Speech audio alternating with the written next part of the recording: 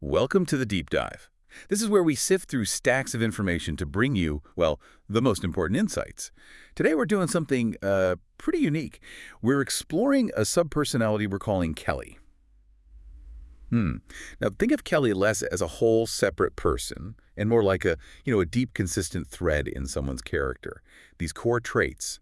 And we're going to see how her essence is, believe it or not, kind of reflected in our biology.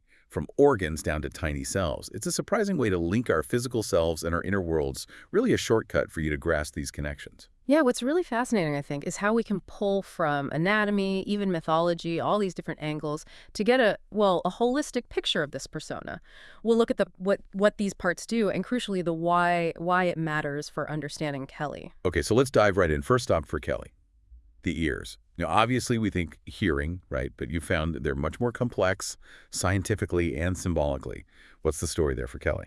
Oh, absolutely. Biologically, I mean, they're just incredible pieces of engineering. Sound comes in the outer ear, vibrates the eardrum. Then these tiny little bones in the middle ear amplify it. The hammer, anvil, stirrup, those ones? Exactly, those tiny ossicles. They send the vibration to the inner ear. And that part, it's filled with fluid.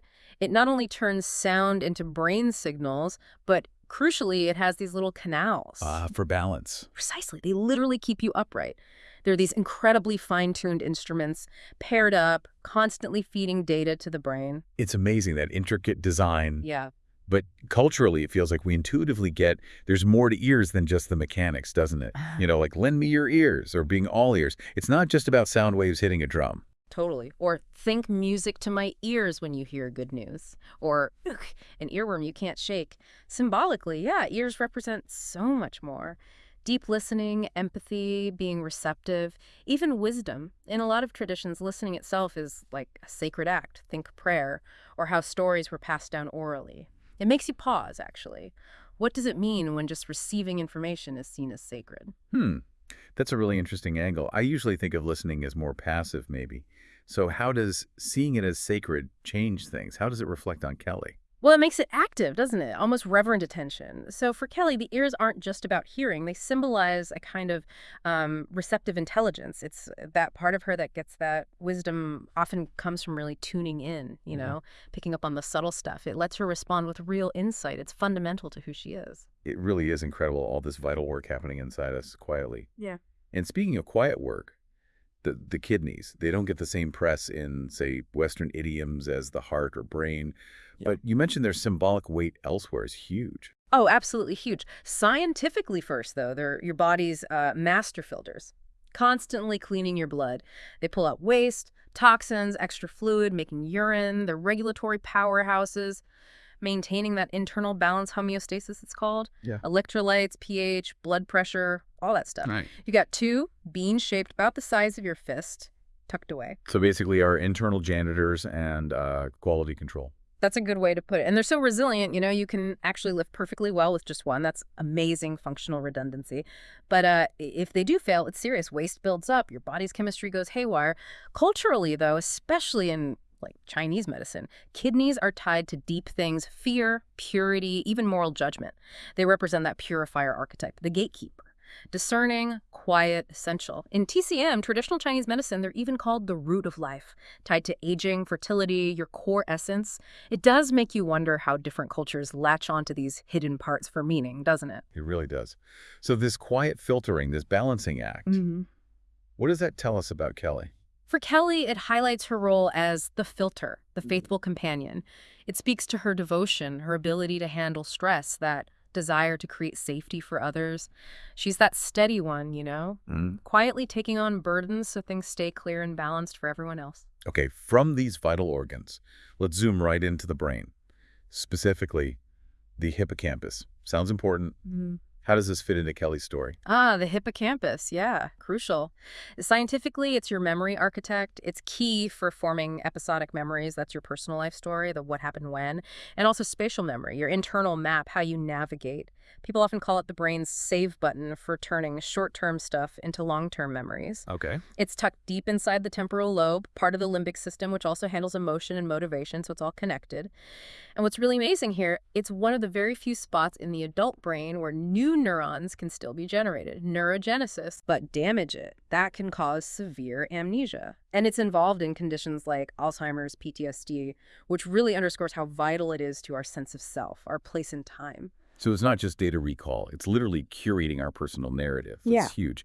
But thinking about Kelly as the archivist, does that mean she might sometimes feel, I don't know, weighed down by too much memory or struggle to let go? That's a really sharp question. Yeah, being the keeper of all those joys and hurts, those turning points, it can definitely be complex. Memory is identity, fundamentally, and the hippocampus is where it lives. You don't hear it name-dropped in movies much, but it's the engine behind every coming-of-age story, every memoir. It gives context, the why and when to our feelings. So for Kelly, the hippocampus really reflects that nostalgic side, the reflective part of her that finds meaning in the past. It symbolizes her love for keepsakes, traditions, memories.